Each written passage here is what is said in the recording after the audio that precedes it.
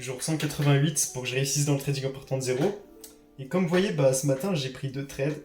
Donc un en vente ce matin là, j'ai tenté parce que c'était dans mon plan. Et là j'ai pris un super trade, pas vraiment passé parce que... Bref, j'aurais pu passer mon compte Funded, mais c'est pas grave, j'aurais pu passer mon challenge 1 parce que dans la dernière vidéo j'avais dit ouais, j'ai passé le challenge 1. En fait, je parlais comme si j'avais réussi à passer le trade, sauf que j'ai pas pris le trade et je vous expliquais qu'en fait, je loupais toutes les opportunités. Mais je suis dégoûté parce que, en fait, depuis lundi, j'ai des super bonnes visions. Là, tous les mouvements, j'ai réussi à les prédire depuis ici la chute à la montée ici qui vient casser là. Mais c'est pas tout prédire, il faut savoir prendre des positions ensuite. Mais bref, à la base, je voulais vous faire une vidéo où j'expliquais ma stratégie. Mais du coup, je vais vous expliquer ces trades-là, je vais vous expliquer aussi le trade que j'ai pris hier. J'ai pris une vente ici, 17h32 précisément. Ah oui, du coup, si tu me connais pas encore, eh ben déjà abonne-toi parce que je documente tout mon parcours trading depuis le début. Donc, ça serait dommage de pas savoir si je vais réussir ou pas dans le trading, quoi. Donc voilà, moi, si je serais à ta place, je m'abonnerais. Bref, je vais vous montrer ma vision, ça sera plus rapide. Donc, comme vous voyez là, j'ai eu des visions bonnes. Et si je vous montre le H1, qu'est-ce que je voyais? Je voyais le prix revenir un peu là dans ma zone d'achat. Mais j'ai tenté une vente ici justement, après je me suis vite mis BE parce que dans ma vision, moi je voyais le prix cassé tout en haut ici. Pourquoi, je vous expliquerai peut-être tout à l'heure. Mais du coup, qu'est-ce qu'on a fait? Eh ben on a fait exactement ce que j'avais dit, c'est-à-dire qu'on est venu casser une deuxième fois, et après hop, on a tout cassé ici. Bon, je suis un peu dégoûté parce que j'ai la bonne vision, j'ai pris ce trade là, je vais vous montrer. Donc je l'ai pris sur ce compte là, si je vous mets dans historique, bref. Donc en fait, comme vous voyez, je suis rentré ici en achat, et je suis direct sorti parce que j'ai eu peur en fait. Sauf que le prix est passé, mais dans tous les cas, il m'aurait BE. Parce qu'il y avait une annonce, donc j'aurais mis BE avant, mais j'avais la bonne vision, donc je suis content. Du coup, je vais vous montrer mon journal de trading. Là, j'ai commencé à le remplir, donc j'ai deux trades, donc j'ai un trade BE et j'ai un trade que je suis sorti en manuel, voilà. Donc là, après, j'ai ma règle de qualité de trade, de régularité.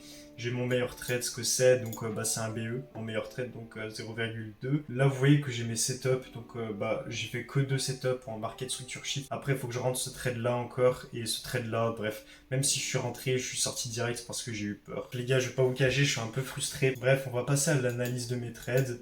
Donc pourquoi hier j'ai pris une vente ici là?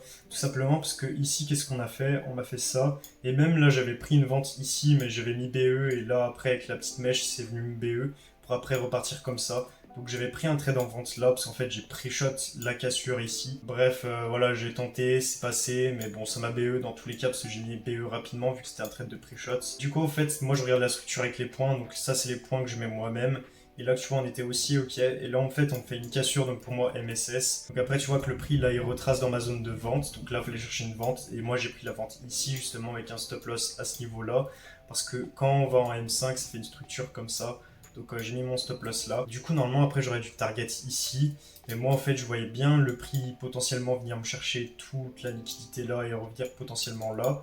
Mais du coup, c'est la deuxième option qui s'est passée, c'est qu'on aille chercher là-haut. Ce scénario-là, en fait, je l'avais regardé en H4. Parce que là, en fait, on m'avait fait ça en structure. Donc c'était soit on me faisait ça et on me recréait de la tendance haussière parce qu'on avait une cassure, deux cassures. Soit on me faisait ça et là on revenait là pour après acheter et casser de nouveau ici. Parce qu'en fait, ce qui s'est passé à ce niveau-là, c'est que, ok, on était baissier. Après, on est passé haussier en H4 et là, on m'a fait ça. Donc soit la possibilité de refaire la structure comme ça, soit la possibilité de revenir là pour après continuer la hausse. Donc c'était soit ça, et c'est la première option qui s'est passée. Et en une heure surtout, c'est que là, ok, on était baissier, sauf que tu vois qu'on m'a cassé.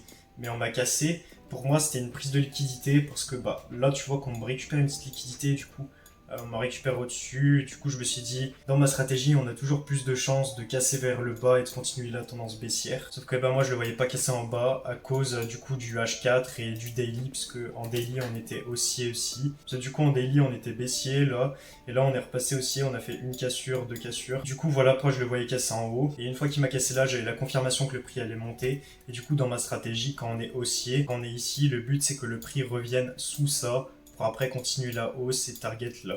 Donc c'est ce qui s'est passé là, tu vois que le prix, ok il m'a cassé là, il a retracé dans ma zone, et après le but c'était qu'il casse de nouveau le haut, et du coup j'aurais pu target là. Cette vente là j'ai vite mis BE parce que je le sentais pas trop, mais pour respecter ma strat j'ai pris le trade quand même, parce qu'on sait jamais, ça pouvait passer quand même. Donc potentiellement ce qui pourrait se passer demain, moi je verrais bien un retournement, une baisse, parce que du coup vu qu'en daily on a cassé, il faudra une bougie de retracement comme ça pour revenir sous ça, pour après continuer la tendance haussière. Du coup, donc voilà ce que je verrai, moi les gars.